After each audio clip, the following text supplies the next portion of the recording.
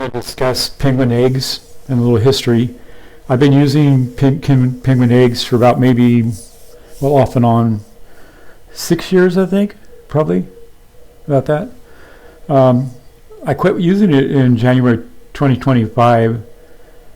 I just wasn't doing this kind of remastering. I actually figured out another way, and I was doing that using rsync. So this is the older version of Penguin's eggs, and it's being discontinued. There will not be any further development. I shouldn't say that. It's going to be replaced. They went from original version of 9 and 10. So the highest version I can see right now is 10.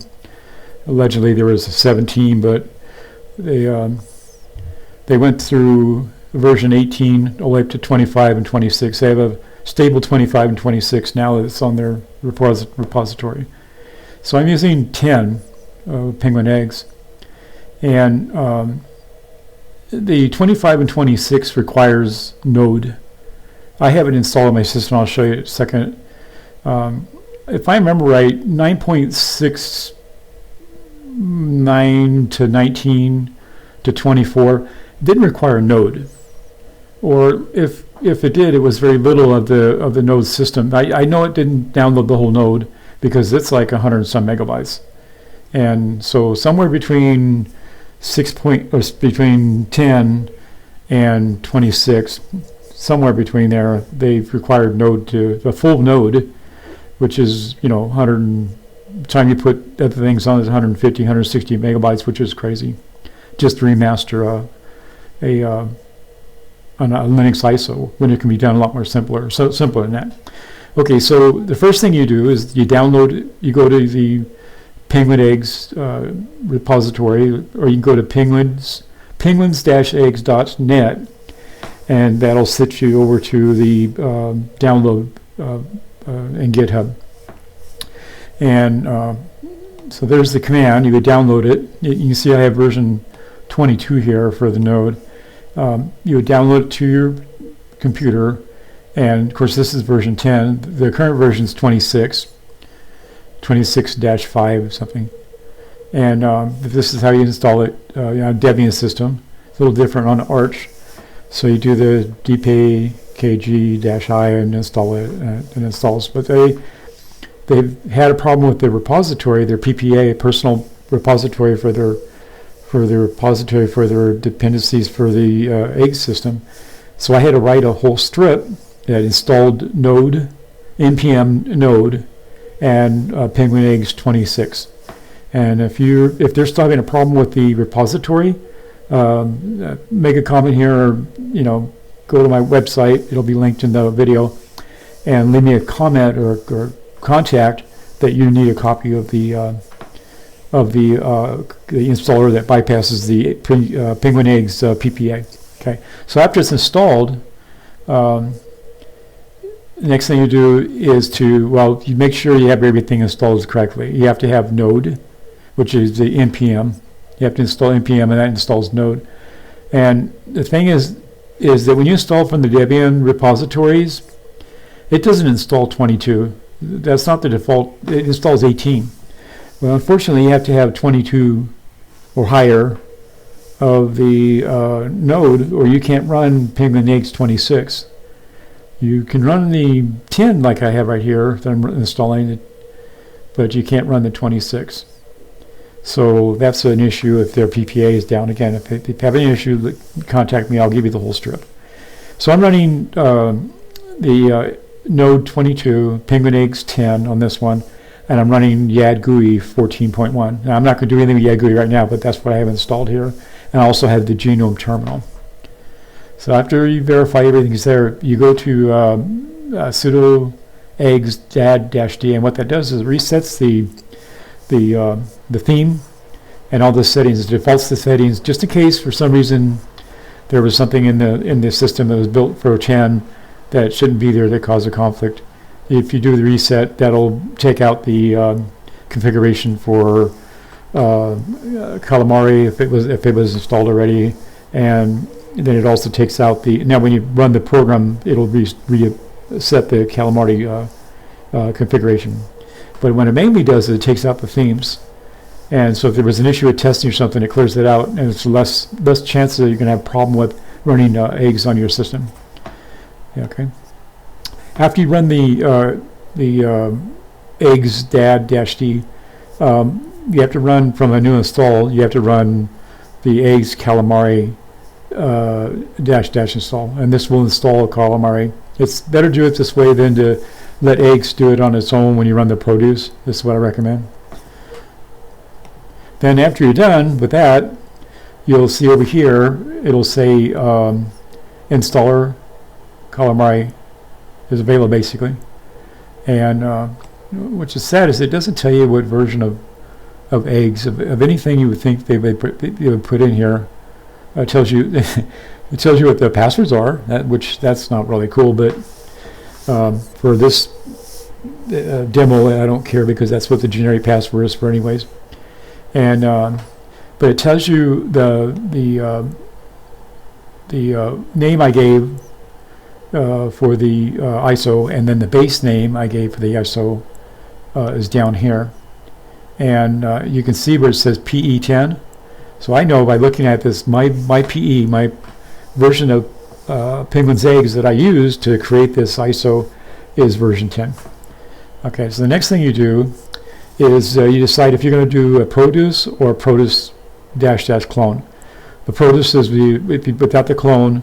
All it is it's going back to some of the defaults with eggs. It'll use your name that you put into the dad, but it doesn't use your password. You set the password when you create the system, and if you don't use clone, it doesn't include your home directory files, your desktop icons. It really resets it back to a kind of a defaulted eggs. It'll have the programs, your applications in the ISO, but it's a far cry from custom build. So always use, unless you're going to not want your icons on there and not want your same password and things like that, then you don't use clone. But if you want it to be exactly a backup of your current system, that's the way it's configured and built, then make sure you use the -- clone. So this is what happens when you do the, and I used a clone on this one. It doesn't show it, but I did. I used the clone. And here's my, this is the settings. I went in and just for demonstration purposes. Normally, if you run the clone, it doesn't show this way. But I went and ran dad first, and so it shows the name, the base name of the ISO, shows the username for it, which is critical. You don't want to forget that, and also you do not want to forget the password. So you got the password, and I set max compression to make it as small as possible. And another thing you consider is that if you don't have a lot of space on your current system, you could be filled up to a couple hundred megabytes free. You can use a mount to a USB stick that has more space, or another partition that has space, and it's very easy to do. It shows you the instructions how to do it here.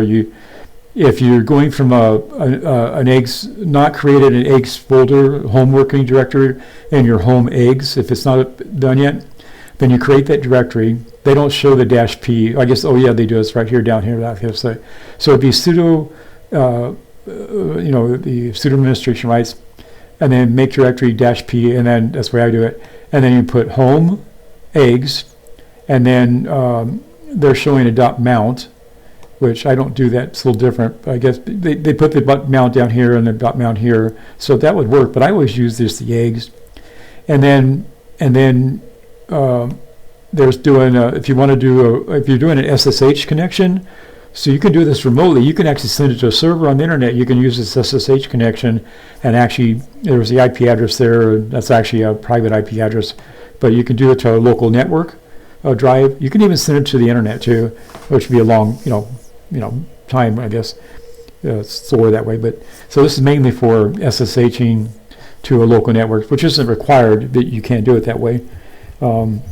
Then, like if you're in a dorm at a college and they had different IPs you can get to networks, then this is definitely one to use right here, this SSH, to get it to the network. So it allows you to put the created ISO, the large, 2 to 3, 4 gigabyte ISO, into another partition on either the same computer on a USB stick on that computer, or on a local network, or on the internet. However you want to do it. You could send it to Google Drives. So then, your last command, the command you do is you run the mount itself. You mount that. You're mounting the home directory to be diverted over to whatever device you picked. All right. So that's that. Now,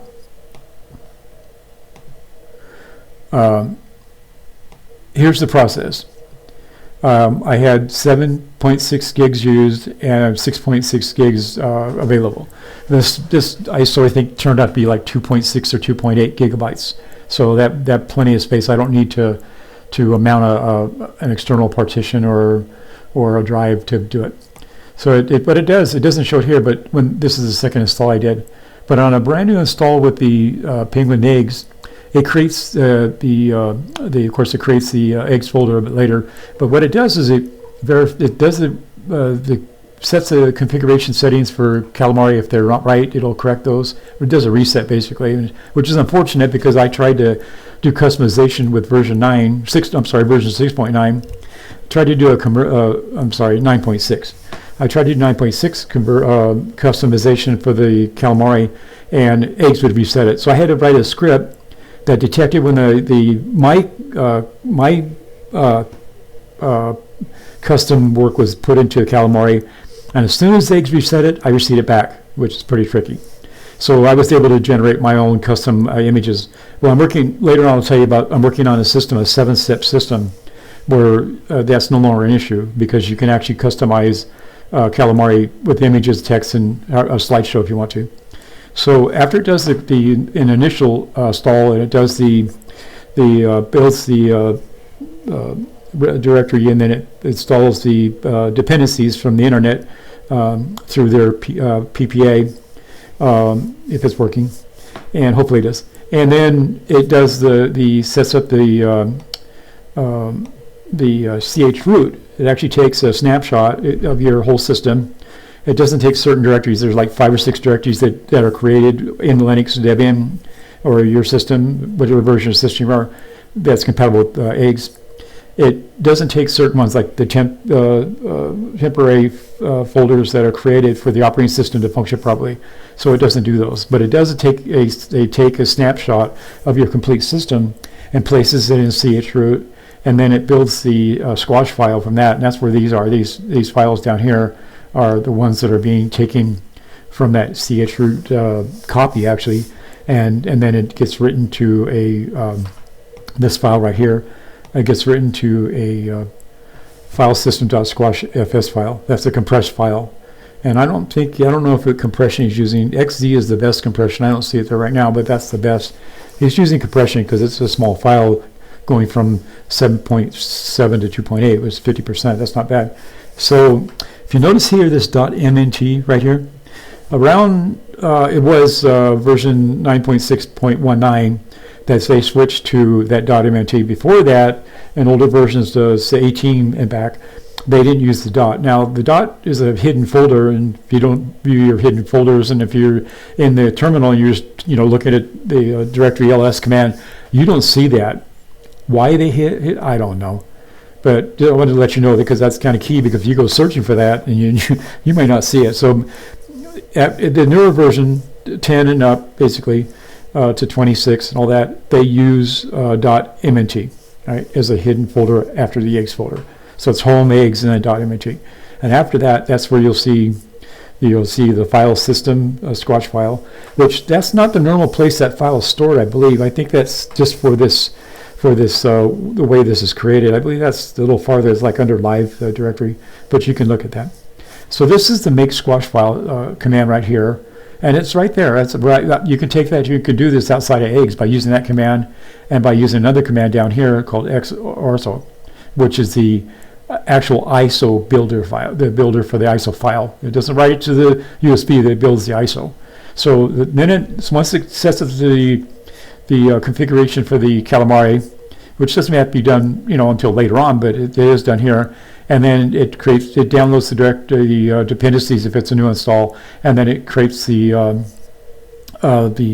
necessary ch root sets up the grub config, takes the grub config, copies it off your system into the ISO building working area, folders, and then it creates the ISO from this command here. And then if you go on down like here, then after that, what it finally does, because this other stuff's not important, that what it finally does, it takes and runs this xorso make ISO, and that's the makes the command right there. And it goes all the way over to here. That's your command, right there. So between this, you might make the ISO file, make the squash file, and make this here. You can use those two files and burn your actual make your ISO outside of eggs, but you have to have that ch root already set up. There's another way of doing it with rsync, and I'll explain that here in a minute. Actually, several minutes probably. So after that's done, and the ISO is finally made, and there's what the ISO is right there. Right there's the ISO, right? And it tells you in the nest. There you go. Now, if you didn't catch that dot right there, it doesn't say .mnt, it just says dot. So that's kind of confusing. I just want to make sure that people understand that is .mnt, and that's where there's a shortcut. I believe that is where the ISO is. I believe the shortcut is under eggs. So you have a shortcut that goes to the eggs, but if you use dd command to write the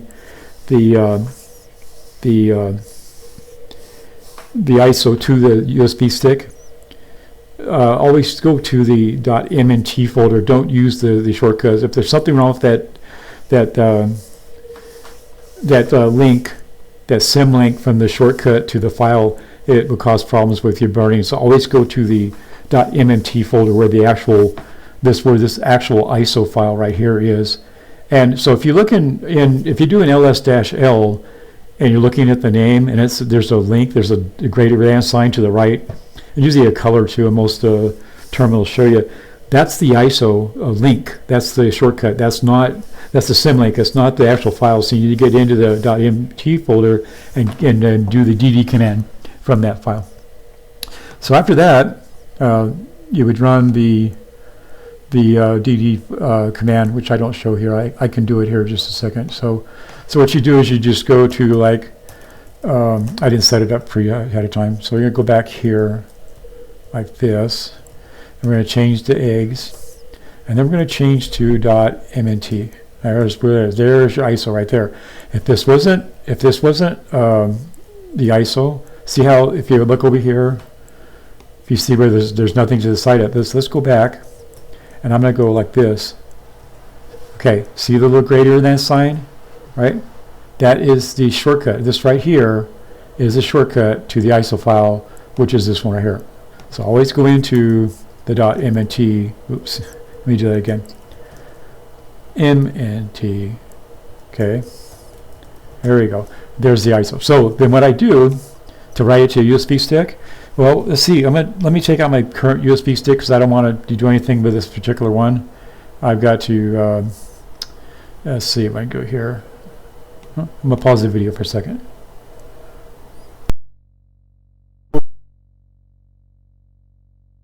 My computer. So the first thing we're going to do is, we know where the ISO is and where the right directory. We're going to use on Debian anyways, fdisk -l, and I need my password for sudo.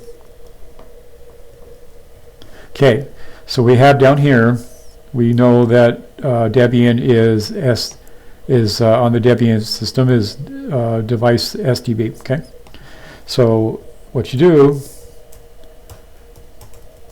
and this is part after this is post building your eggs ISO your egg. This is the post command to write your ISO after you identify its SDB through the fdisk. So the next thing is going to go to you're going to go. Well, let's do this. I need that. I'll make sure I copy it again. I'm going to need this file right here, like that, and I'm going to copy it. All right, now come down here. I go sudo dd if, meaning input file, and like that, and I go Control Shift enter, or Control Shift V, Control Shift V, and then go F output file is a device actually, DEV SDB, and then you're going to want to put your byte sector count is going to be 1 megabyte. It copies 1 megabyte chunks at a time, and then you don't have to do this now, but just know that there's a parameter called count, like this, and we don't use it here because we're going to copy the whole ISO to the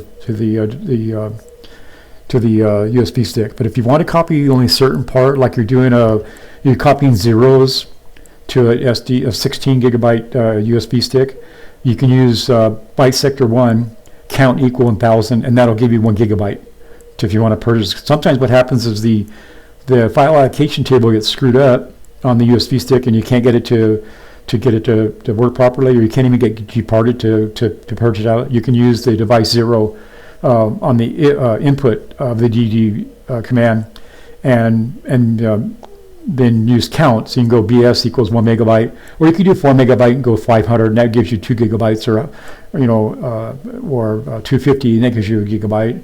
Or you can do 1 megabyte times 100 and give you 100 megabyte, however you want to do it as far as testing. But be very careful right here where it says this right here, the output. If you put the wrong one, like you put like if the hard drive's A, like I put A right there, that will wipe my whole hard drive. It's gone. So be very careful if you do this this is a warning. Do not use DD and the command unless you know exactly what you're doing. And what's the most critical thing, and the very last thing I do before I push the enter key, is I verify I have the SDB. Now, have I ever screwed anything up? Yeah, once. And it was, luckily enough, it was a USB stick. It wasn't a hard drive. And I've never, on a client's machine in the past, I never used the DD command. I did something a little different. But so when you're using this, very, very critical, you got to have sudo on DD command, and of course you have to have the right input file, image or ISO, or the 0. You can write zeros to a drive too. But the very critical thing right here, the warning to you, is make sure you have the correct. Not all devices SDB. They agree hard drive that partition to be SD, right? And you can actually do writing to the partition too. So the whole drive is SDB. I can write to the first partition with SDB1. But enough of that. That's for another video. Okay, so after you got that correct, now I'm not going to run this command right now because it would mess up my little USB stick. But that's it right there, except that you add one less thing, and it is status equals progress. And you close it with and sync, like that. So the status equal progress, what that does is it shows an output of the current process that's going on. It shows you how many megabytes written. But be careful because there's a buffer in the background, and if it says done, it's probably not done. You have to wait a little bit. So what the sync does is the ampersand sync doesn't dump it back to the command prompt until it's actually finished. And then a lot of times, depending if it's a critical build I'm doing or something, I'll run that sync command again just to make sure. And if it's still not done, you won't get back to the command prompt till it's done. Because sometimes, rarely does it happen, that sometimes there's another process working in the background for some reason, or you're switching back between several tabs or terminal windows. So it causes issues. It can. Very rarely it does, because the file separation is very good in Linux compared to Windows. Make sure that sync command's there at the end of that after progress. And if it's critical, you can always run the sync command. It doesn't hurt anything. You run it again. Okay. So after that, you're done. You can go ahead and just boot your ISO and have fun with it, and use the password you typed in and the dad and all that. So one last thing I want to show you. I'm building a new system, and it looks complicated here, but it's fairly. This is well beyond eggs. This is like a big deal. So it's to move people from Windows to eggs to actually eggs. To move people from users from Windows to Linux before I die someday. 2, 3, 6 years down the road, whatever. I'm an older guy. I'm almost 70 years old. And this is a system I'm building right now. And it's probably 40% done. I want to make it really nice. The first version is going to be a true web app. Web apps that you get from Google or Amazon AWS, those are not real web apps. Those are commercial server apps that are moved from one environment to the other, and they call it web because you get it from the internet. Those are not true web apps. A true web app runs in a browser.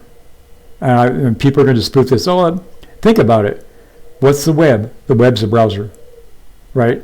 It's not a compiled Python app or a Java app that's sitting on some server on AWS or Amazon, and they just happen to call it a web app. It's sitting on the internet. No, I'm sorry, that's not a web app. A web app, to me, my own personal opinion, I work with this stuff a lot, is something that runs in the browser. You build an HTML file that has JavaScript, and it does certain things. There's some limitations on JavaScript. Well, not anymore because I did something, but maybe people learn more about this too for another video. But a web app is what gets run through a browser. And what I'm doing is this whole system right here will run through a browser. It has back-end processing done by Bash. It has front-end processing done with JavaScript. So you have a browser, JavaScript. Of course, it has HTML and CSS to make it pretty. And then you have Bash in the background. And I use SOCAT and Node .js as listeners, and I use the SOCAT and the Bash for web server. It's not as sophisticated like an Apache web server, but it does work. And the web server is better than that. It's, of course, Python. But the one I use is the web server. It's a WebSocket web server configuration with Node.js, which is JavaScript. And that works excellent. Matter of fact, it works so good. Normally you can't play YouTube videos on your computer. If you run Node, and you can contact me about this too, if you run Node web server without the WebSocket, you don't need it. Just the web server for Node, or even a Bash. It doesn't work as well sometimes, but definitely the Node, which is you got to install it for Penguin Eggs anyway, so might as well use it. Use the Node web server, and you can play any video on your local host from YouTube. Honestly, you want to know more about that? Let me know too. So this system here uses Node. It uses the Calamari. It uses a thing called SCATPack. So just take a look at. I'll zoom in so you can freeze this video at any time and just look to see see what I got going on. So there's that. All the different tools. I like XFCE. But it says, here's the other process I was talking about. It's rsync, creates the squash file, and then it creates the ISO creator. 3 steps. That's it. No DAD. Of course, what the DAD gives you is, we're talking about complete 100% duplication. Not sector to sector, file to file. So what you're doing is you're copying every file, hidden and otherwise, from a partition with I can't really show it, I guess, with the rsync command. And then if you can see my cursor, which I don't know if you can or not, hopefully, you basically is an actual 100% duplication here of what's on that partition. Not sector to sector, but from file to file. And it creates a squashed file system using XZ compression. And then it will automatically create your ISO on a USB stick. But what's neat about these files, squash files, you can use those files. You can install. One drawback with eggs is you have to install it on every partition to use it. You don't install it like, say you have 12 partitions on your computer. I have 16 on one of them. I have to install that 16 times. Now there's a way of doing it differently. I can do it a little different to kind of get around that limitation, kind of fool the eggs, but it normally out of the box it wants you to install it on your computer on every partition, right? Because it's not configured to remaster external partitions. If you're on SDA 2 and you need to remaster SDA 3, you've got to boot into SDA 3. Well, my system doesn't do that. My system, you put this system on one partition, preferably a low partition, SDA 1 or SDA 2, and then you can remaster any partition on your drive, on any local drive, that partition you have access to, and on a partition on the internet server through SSH. That's, I think, is pretty cool. Now, I'm not there at the final part. The system working on is 40% done to do the local partition, but I've already beta tested this. The process works. I've done 2 years ago. I did the beta testing on this, and I finally got, with the help of AI, we finally got to a point where we can actually produce a production level system. But that's it. You rsync the file using compression, not copying data free space, copying only the files on this system. And then you create the squash file, and then there's something else that goes on. It has to go in and change after you create the squash file. It has to when you go to install this on the computer, and one thing that Calamari does, which we're going to integrate this rsync file system squash Calamari. And then the ISO creation. That's I'm still working on, because when you do the rsync, you're copying. You're not setting. One thing eggs does do, and it does properly, is it does set the stage for Calamari to use the correct UUID for the new build on your your target partition. And so that has to be worked out. I've done it before. It's just a matter of getting a final coding in the system. So that's all. If you have any questions, feel free to comment down below. I check the comments. I'll put a link to my startdesktop.com site, and it has a contact form there you can fill out. And if you need the script for doing the bypass around the Penguin Eggs PPA, or if you have any question, let me know. I appreciate it. And thank you for watching.